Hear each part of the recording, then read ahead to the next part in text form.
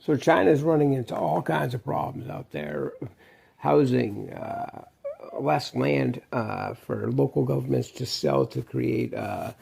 If you look at the GDP of the entire country, what you're going to look and see is about 30% of the GDP is on housing, and that's going to decrease significantly as time progresses.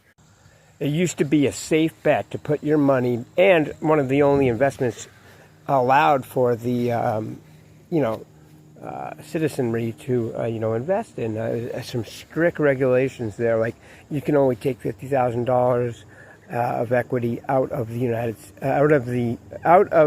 mainland China every year. So the billionaires are kind of stuck.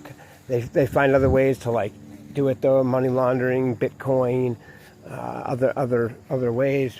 And it's interesting to note that, well, why would they want to leave China? Well, they know. I mean, if you look at Russia, what's going on there, I mean, the oligarchs had a deal.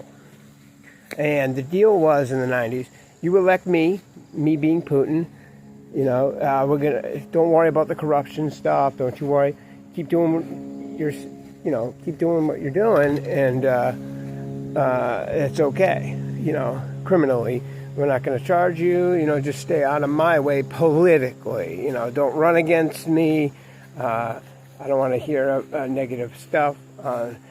Some of them oligarchs owned media companies, and these media companies were heavily state-run after they got into the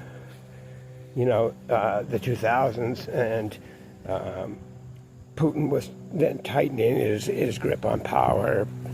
Now we see purges, basically theft, just total theft from them, taking their businesses.